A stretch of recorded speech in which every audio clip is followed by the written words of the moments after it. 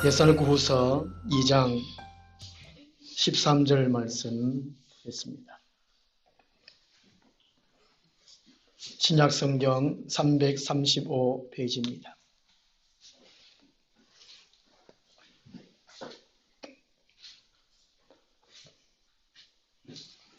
데살로니가후서는 이 데살로니가 전서를 데살로니가 교회에 보냈습니다. 보냈더니만 데살로니가 교인들의 반응이 이렇고 저렇고 해서 데살로니가후서를 썼습니다. 쉽지요? 네. 예. 우리 13절에서 17절까지 한번 같이 읽겠습니다.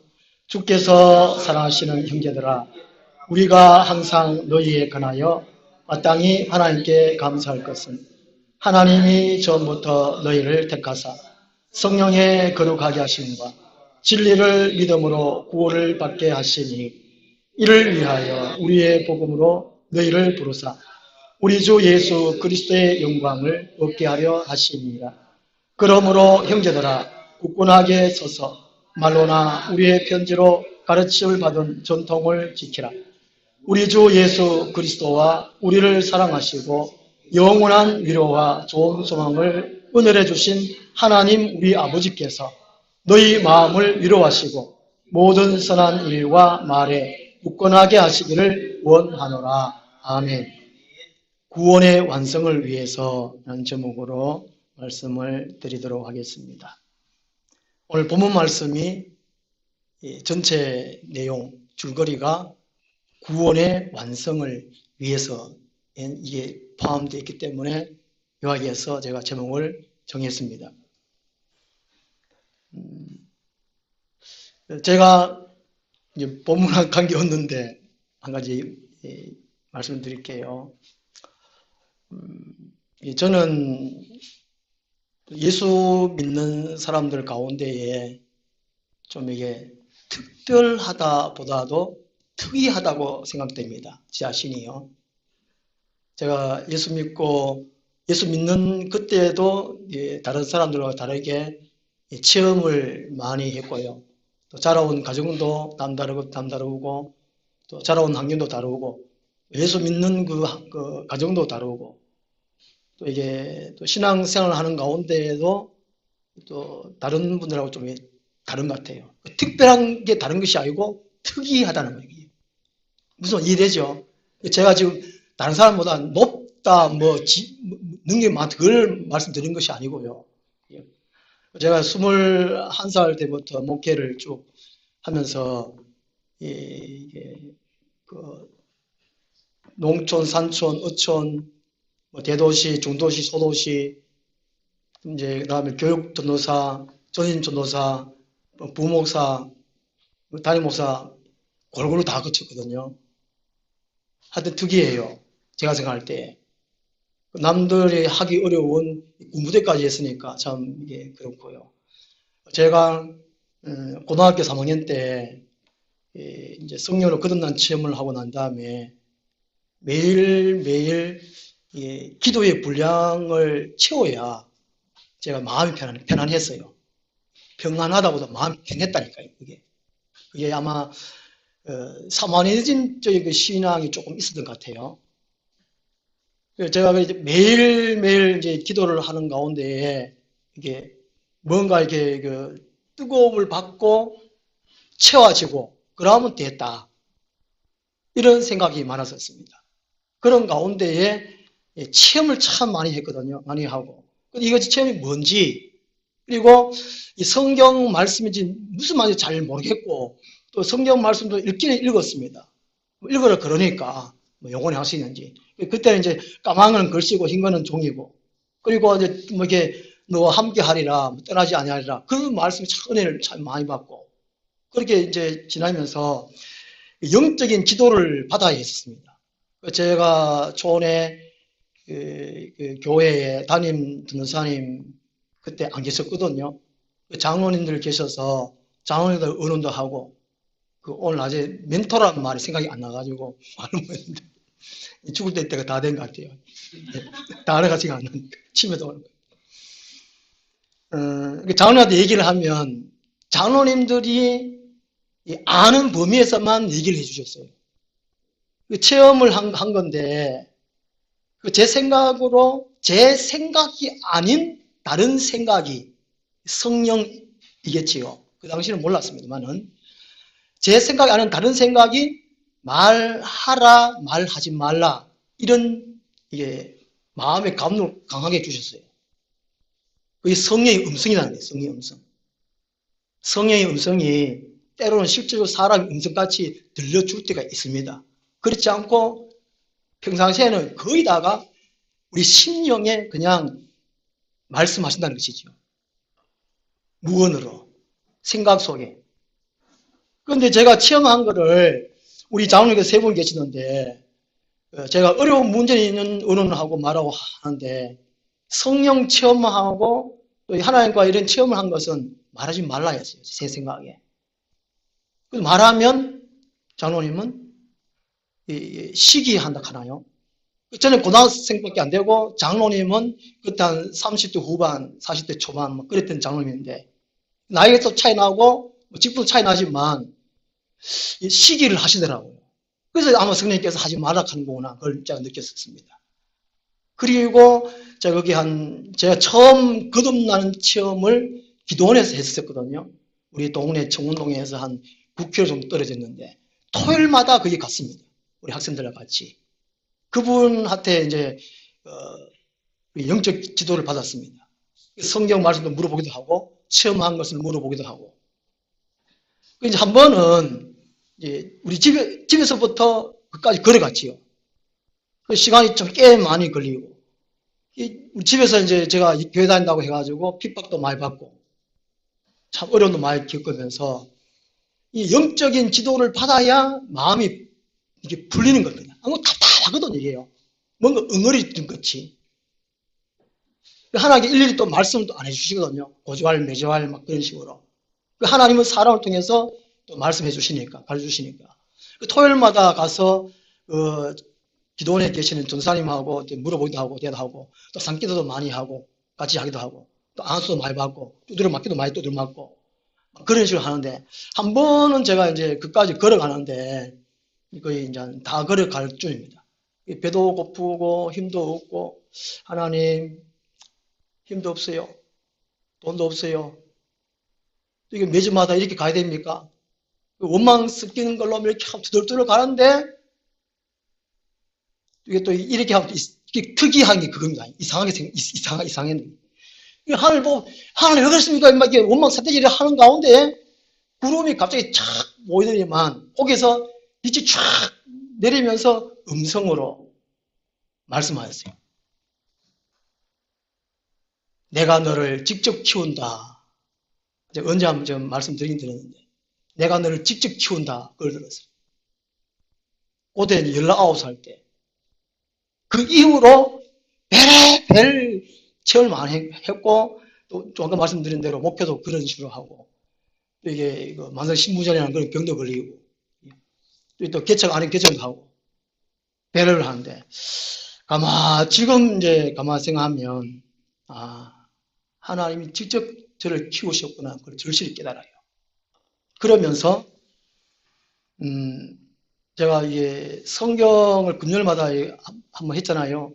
배경 주시는 하는 가운데에 요한계시록 할 무렵에 이틀 3일 전에 요한계시록을 열어 보여주셨어요. 다른 장세부터 유다서까지는 그래도 이제 한 50% 이상은 깨닫게 해주셨어요. 하나님께서. 요한계시록은 거의 모르겠는 거예요. 요한계시록 하기 전에 2, 3일 전에 하여튼 열어주셨습니다. 그러면서 하나님이 이것 때문에 이제까지 이렇게 키워왔구나. 저를. 제가 왜 이런 얘기를 하냐 하면요. 사도 바울의 시야, 영적인 시야라 할까요?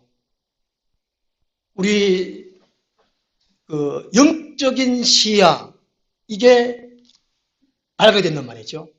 영안이 열려야 되고 영적 시야가 어느 만큼 볼 수 있느냐는 것입니다. 하나님이 키운다. 영적으로 자란다.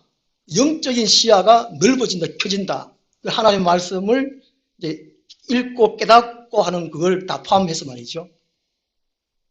사도 바울이 성경을 기록할 수 있었던 것은 영적 시야가 점점 넓어졌다 그 말이잖아요. 제가 이런 말씀 드리면 이해하십니까? 예. 장로님은 이해하시고. 이것 자체도 어렵습니다. 왜냐하면 영안이 열려야 되는 거예요. 성령으로 거듭난다. 영안이 열린다는 것이거든요. 완전히는 모르지만 그것도 이제 믿어진다와 같은 의미입니다. 예수님이 구원의 주님이시다. 믿어진다 하고 거듭난다.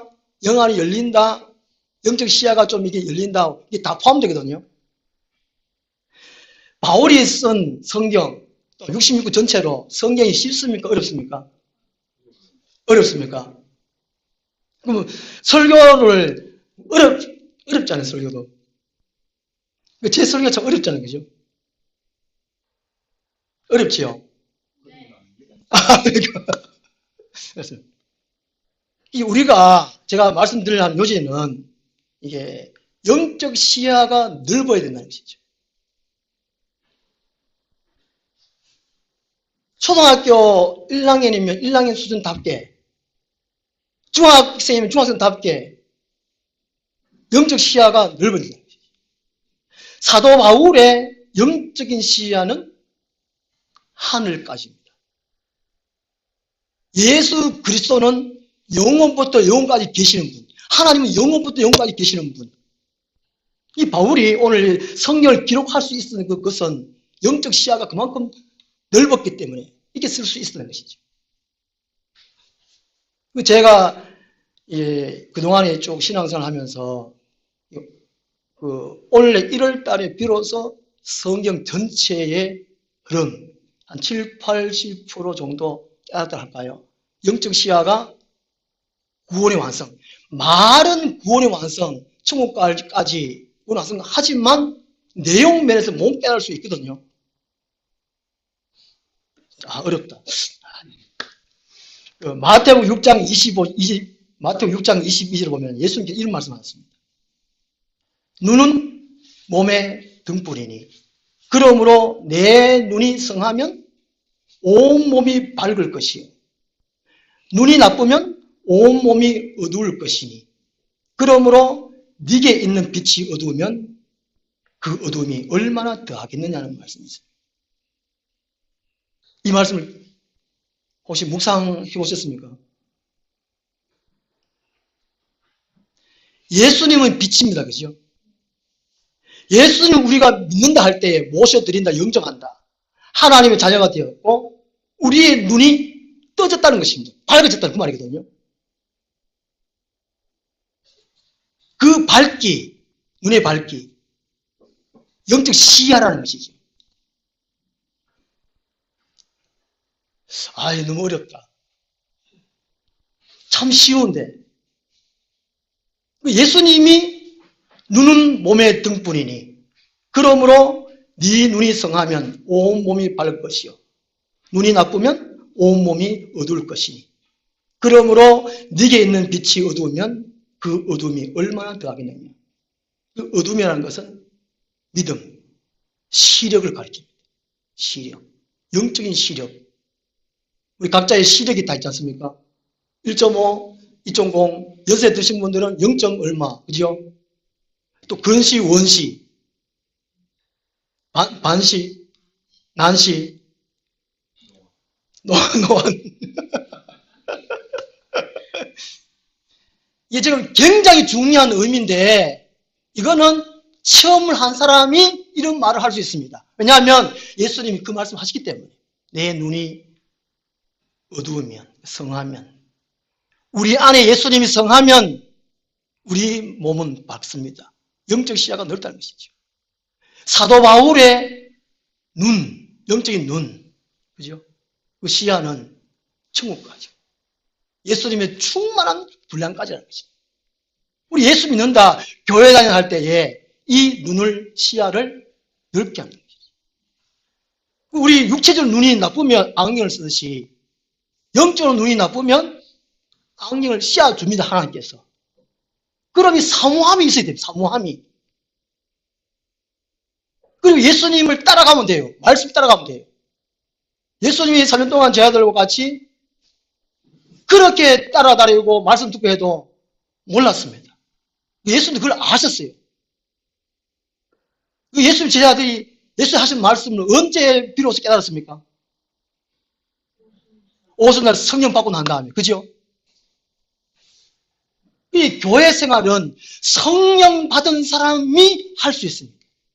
이 성령 한 번 받는 것은 성령 세례고, 하나의 사람답게 신앙생활 할 수 있는 거, 영적 시야를 넓혀갈 수 있는 거, 믿음을 제대로 할 수 있는 거, 성화되고 성령 되려면 성령 충만을 받아야 됩니다.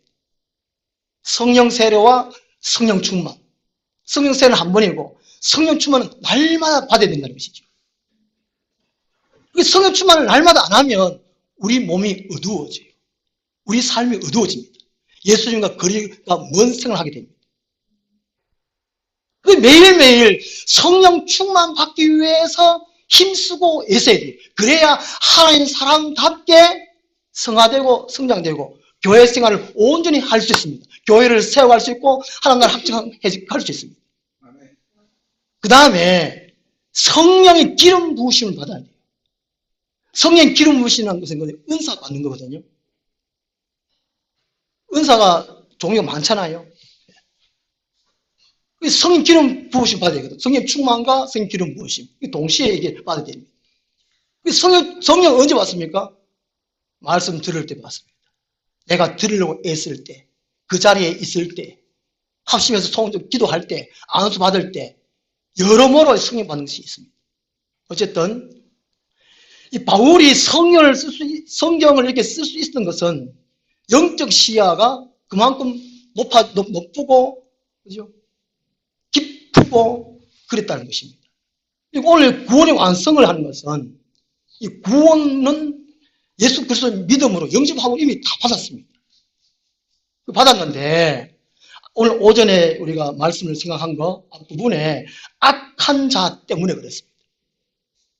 구원의 완성을 이루어야 되는데 이 악한 자들이 미혹하고 유혹하기 때문에 완성이 쉽단 말입니까? 어렵단 말입니까?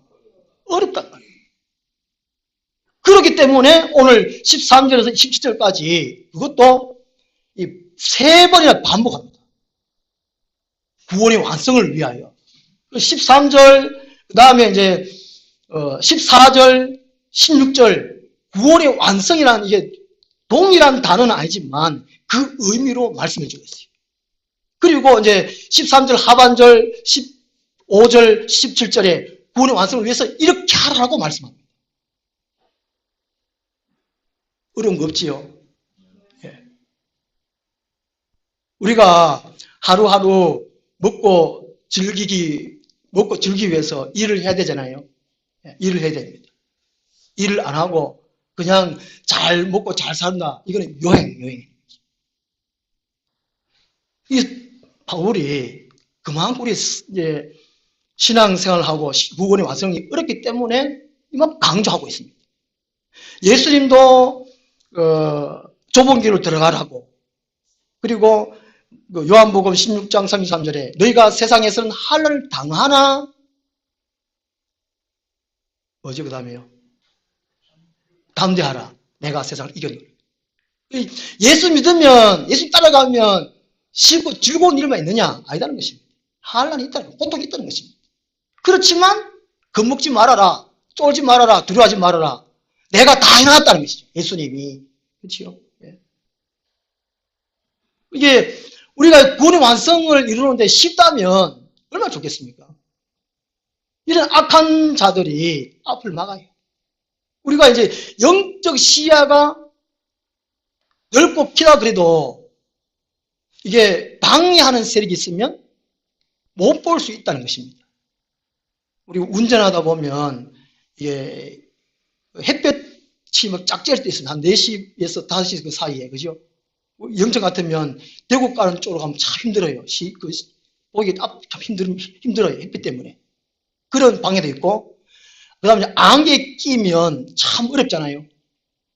밤에 제가 포항에 신우회 어느 단체 신우회 예배 인도를 가가지고 밤에 한 10시 반쯤 제가 돌아오는데 포항서에 돌아오는데 안개가 얼마나 끼든지 앞이 잘 안 보여요. 운전하기가 얼마나 어렵든지 안개 때문에. 이런 것처럼 우리가 구원의 완성을 위해서 달려가고 있는데 신앙생활하고 있는데 뭐 안개로 막든지 뭐 태양빛이 있든지 그런 식으로 악한 자들이 유혹하고 미혹하고 방해하는 세력들이 너무 많다는 거예요. 이런 있을 때 어떻게 해야 되느냐 하는 것이죠. 바울이 너무나 잘 알기 때문에 우리 개개인 한 사람이 다 천국 가고 예수님 앞에 가기를 다 소망하는데 그것이 너무나 어렵기 때문에 오늘 말씀해 주고 있습니다. 오늘 13절 말씀해 보면요. 구원받는 것을 세 가지로 말씀해 주고 있어요. 그것이 이제 첫 번째 이제 감사하면서 살아야 되는데요. 13절에 주께서 사랑하신 형제들아 우리가 항상 너희에 관하여 마땅히 하나님께 감사할 것은 이때의 감사는 해도 되고 안 해도 되는 것이 아니라 의무적인 것을 말합니다. 마땅히 하나님께 감사할 것은 감사는 의무적인 일부러라도 억지라도 감사하라는 것이죠. 나는 구원받았다. 그죠? 구원이라는 것은 어떤 어려움이나 위험에 빠진 사람들을 돕거나 구하여 주는 것인데요. 이 성경적으로의 구원이라는 것은 죄에서 구원받는 것을 말합니다. 그 다음 앞으로 필연적으로 다가올 사망과 지옥에서 건진받는 것을 구원이라고 합니다. 이게 죄와 사망과 지옥에서 건진받았으니까 마땅히 억지로라도 감사하는 것입니다. 매일매일 일부러라도 감사합니다. 감사합니다. 기도가 살아있는 하늘나무교회 나오게 하셔서 감사합니다. 살아있는 말씀이 있어서 감사합니다. 때로는 어렵지만 이해 안 되지만 그래도 감사합니다. 이 감사는 억지로 하라요. 억지로. 의무적으로. 그럼 감사는 어떻게 나옵니까? 얼굴로, 말로, 행동으로. 이 감사는 하나님 바라보는 바보. 왜 웃노? 그냥 좋아서. 왜 좋아? 하나님이었어. 감사 그냥. 이것이 이제 구원의 완성 때까지 늘 감사라는 거죠. 하나님 때문에 감사라는 것입니다. 감사는. 그 이유를 세 가지로 말씀해주고 있는데요. 하나님의 택하심, 그리고 성령의 거룩하게 하심, 그리고 진리를 믿음으로. 13절에 보면요. 구원에 있어서 세 가지인데 두 가지는 하나님 것이고 한 가지는 각자의 책임입니다. 두 가지는 하나님의 택하심, 성령의 거룩하심이고 사람 것은 자기 것은 뭡니까? 예, 진리를 믿음으로. 구원은 하나님께 달려있습니다. 하나님의 주인된 특권이 달려있습니다. 이것을 다른 성에서는 창세 전에 모태에서부터 그죠? 그렇게 했습니다. 하나님이 택하심입니다. 이 택하심이요. 이게 헬라어로는 신약 성경에 몇 군데 안 쓰였다고 합니다. 신약 성경에 보면은 택하심 단어가 참 많이 있는데 한글로는 택하심이 많이 있는데 여기에 헬라어로는 신약 성경에 한 번밖에 나오지 않는다는 것입니다. 아주 드물게 됐다는 것이죠. 여기에 헬라어로는 이스라엘을 선택할 때만 사용되는 이 단어라는 것입니다. 여기서 이스라엘의 선민 사상이 나왔습니다. 민족의 정체성이 여기서 나왔다는 것입니다. 이 단어 때문에. 그냥 택하심이 아니고 이스라엘 민족을 택할 때 사용된 단어가 너희를 택하사 하는 그런 단어라는 것이죠. 헬라토. 여기서 우리 그리스도인들의 정체성을 알 수 있습니다. 나는 누구냐? 그리스도인이다. 왜 그리스도인이냐? 하나님의 택이기 때문에 나는 그리스도인이 됐다는 것입니다. 이게 우리 각자의 정체성이 되어야 된다는 것이죠. 나는 누구인가? 예수 믿는 사람이다. 예수 믿는데 하나님이 택하셔서 나는 예수 믿는 사람 되었다. 그리스도인이 되었다. 이것이 정체성이라는 것이죠. 정체성이 참 중요하잖아요. 나는 누구인가? 정체성. 여기서 우리나라 초대 우리나라 한국교회에 여기서 애국 애족 사상이 나왔고 자유와 평등 사상이 나왔다는 것입니다. 얼마 전에 3월 1일 날 KBS 1TV에서 이방인과 3.1 운동이라는 그 프로그램이 있었습니다. 우리나라 초대 교회 때 1800년 후대에 외국의 선교사들이 참 많이 들어왔대요. 후기 조선시대 때에 문헌을 개방해서 외국인들이 들어오는 가운데에 선교사들이 물밀듯이 우리나라에 들어왔대요. 그 선교사들이 하는 일이 교회를 세우고 또 학교 교육을 또 하고 의료로, 그죠? 그런 식으로 선교를 했단 말이죠. 그래서 3.1 만세 운동이 그 선교사들에 의해서 이 3.1 만세 운동이 펼쳐지게 됐다는 것입니다. 그 태극기를 앞장 세우고 그리고 학생들을 중심으로 만세 운동이 일어났다는 겁니다. 그것이 어디서 나오느냐? 바로 하나님의 택하심이라는 것입니다. 기독교인의 정체성이 얼마나 중요한 그 글을 잠시 제가 보니까 어느 목사님이 제 밴드에 그걸 보내왔어요. 이방인과 3.1 운동에 그걸 대해서 꼭 시청하라고 하면서 보내왔던데요. 그래서 이제 유관순 누나도 있지만 윤형숙 하는 누나도 있대요. 윤형숙. 그분은 이제 태극기를 들고 만세 운동을 하는데 일본 분들이 이게 팔을 잘렸대. 태극기 든 손을. 뚝 떨어졌을 거 아니에요. 피가 막 저질나고. 피가 어떻게 나요? 확 나오고 그런 거예요. 그런데 팔 떨어졌는 그거 태극기 치는 그걸 왜 손으로 잡아가지고 대한민국 만세. 그게 능이 나와요.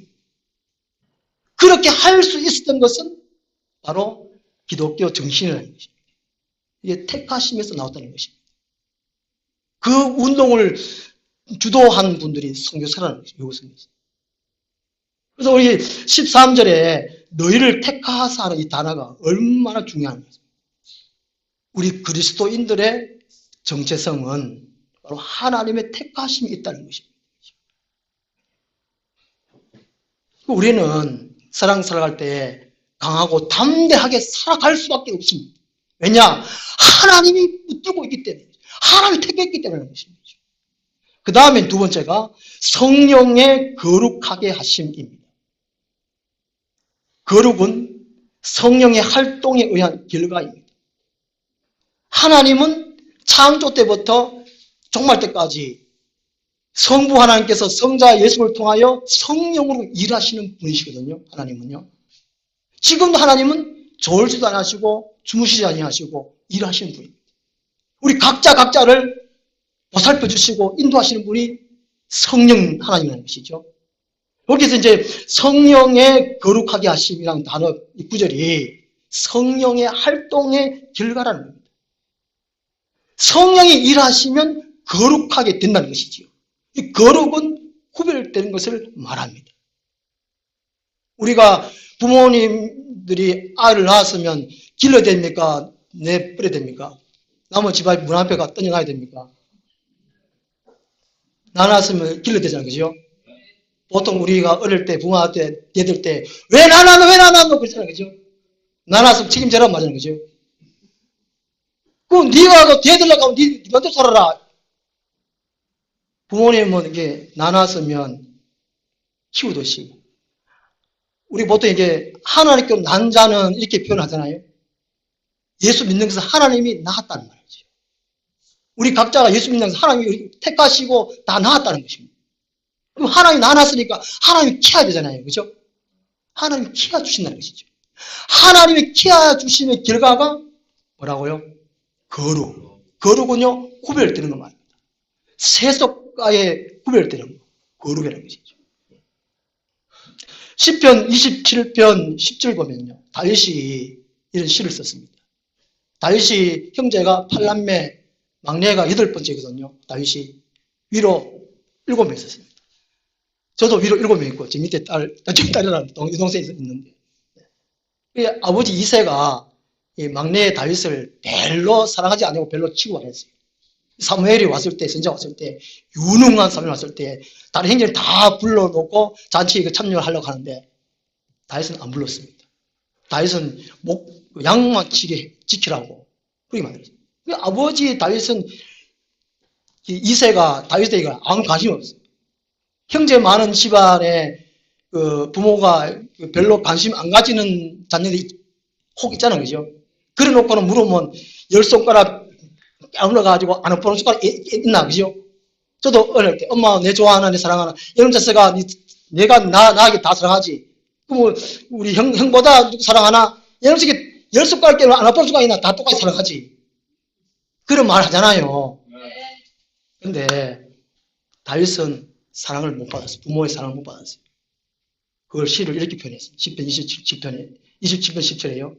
내 부모는 나를 버렸으나 여호와는 나를 영접하시리이다. 이 다윗이 어릴 때에 부모의 사랑을 못 받으니까 영적인 부모 하나님을 그렇게 찾았다는 것이죠. 하나님의 사랑을 받았어요. 그런 말이었어요. 이사야 49장 15절 16절에 하나님께서 이스라엘 백성들에게 이렇게 말씀합니다. 여인이 어찌 그 젖묻는 자식을 잊겠으며, 말이 되죠. 여인이 어찌 그 젖묻는 자식을 잊겠으며, 먹는 자식을 안 잊으려고 젖 먹이기 전에 나무 집에 가 버린다. 화장실 가서 그냥 빠뜨려보고. 낙태가 얼마나 많은지, 우리나라에. 세계 1위.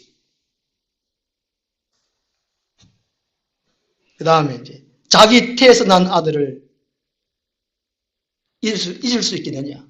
그들은 혹 잊을지라도 나는 너희를 잊지 아니하리라. 이사야 49장 15절 말씀이고 16절 말씀에는 내가 너를 내 손바닥에 새겼고 너의 성벽이 항상 내 앞에 있다는 거죠. 하나님은 우리를 결코 버리지도 아니하고 잊어버리지도 아니하고 우리를 지키려고 성벽을 탁 세워두고 있다는 것이죠. 하나님 보호하심이 항상 있다는 것입니다. 좋지요? 이야, 우리 백이 누구라고요? 하나님. 김준홍 목사님이 서울 청계천에서 목회할 때 아줌마가 후이 엄마라고 병 들어가지고 이게 오갈 때 오셔가지고 이렇게 교회 와가지고 전도사님요 병 들었는데요. 그리고 이제 김준홍 목사님이 이제 후이 엄마를 업고 이 병원 가니까 돈부터 내놔라. 저 병원 가니까 돈부터 내놔라. 이 김준홍 목사님이 화가 나가지고 이놈의 세상에 내가 기적보든지 뭔 수를 내는지 하고 터덜터덜 병원 찾아가 걸어가 다니는데 뒤에 이게 무겁더랍니다. 무거워가지고 후이 엄마 왜 이렇게 무거워? 나도 힘들어 죽겠구만. 왜 이렇게 무거워? 딱 보니까 이 부구멍을 이렇게 축 치고 무거운가 봐요. 그리고 죽으니까 턱 내려가지고 이제 다리 난간에서 하나 사대죠. 하나이냐고 막 듣자고 그런 얘기인데. 그래가 이제 빽돈 그렇게 들어간대요. 우리의 빽은 하나님. 세상은 안 알아줘도. 이게 13절 말씀에 하나님 우리를 구원하셨는데 첫째는 우리를 택하시고 둘째는 성령의 거룩하심. 이 성령의 거룩하심이 우리를 키운다는 것입니다. 이 키운다는 것이 구별된 삶이라는 것입니다. 택함받은 증거. 우리가 영적으로 자라가는 것은 증거가 날마다 세상과 구별되어서 거룩해져 가는 것이 하나님이 키우시는 거죠. 각자. 만약에 우리가 하나님의 키우심을 거부만 안 하면 항상 우리 마음을 열고 있으면 성령님 우리를 키운다는 것이죠. 그 다음 세 번째가 우리 자신의 책임입니다. 진리를 믿음으로. 진리를 믿음으로. 구원에 받게 하는 이 세 가지. 우리 인간적에서는 진리를 믿음입니다. 하나님께서 말씀하시는 것, 하나님께서 거룩하신 우리를 키워주시는 반응이 믿음으로 하는 믿음. 우리 개개인에게 다 믿음 있잖아요. 믿음도 구원 얻는 믿음이 있고, 그죠?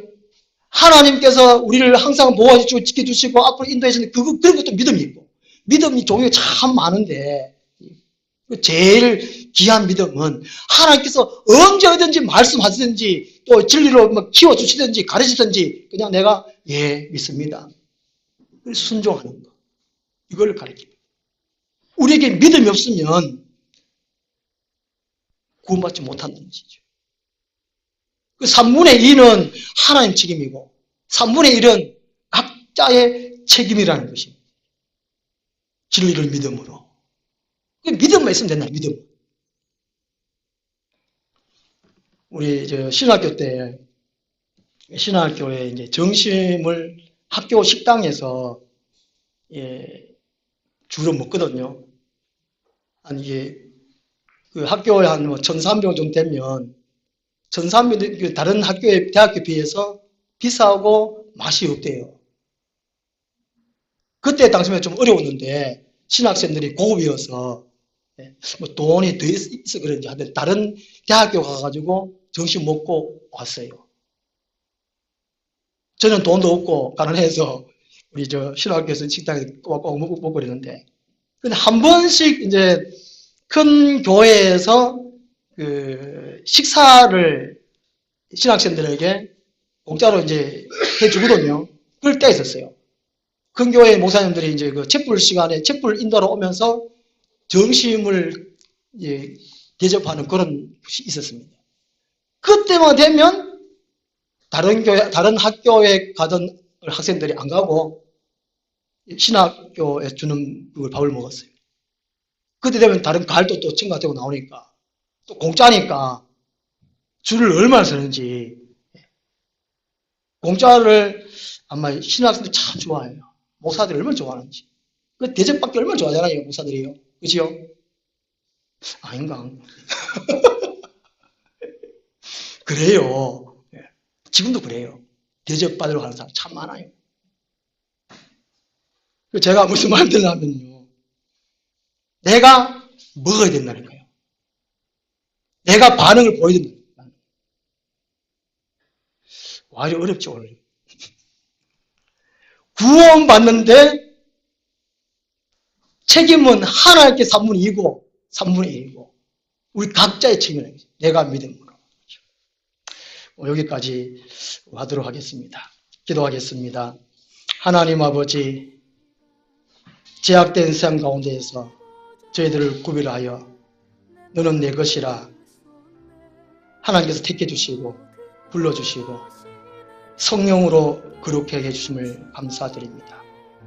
우리들 마음에 하나님께서 행하신 그것을 잘 믿을 수 있도록 우리 마음을 항상 열어 하나님의 은혜와 진리를 받아들일 수 있도록 도와주시고 항상 언제어디서나 하나님의 구원을 늘 감사하는 저들 삶이 되게 하여 주시옵소서. 우리의 마음으로 우리의 얼굴로 말로 행동으로 하나님의 감사를 표현할 수 있는 나타낼 수 있는 저들 삶이 되게 하옵소서. 예수님 이름으로 기도드리옵나이다. 아멘.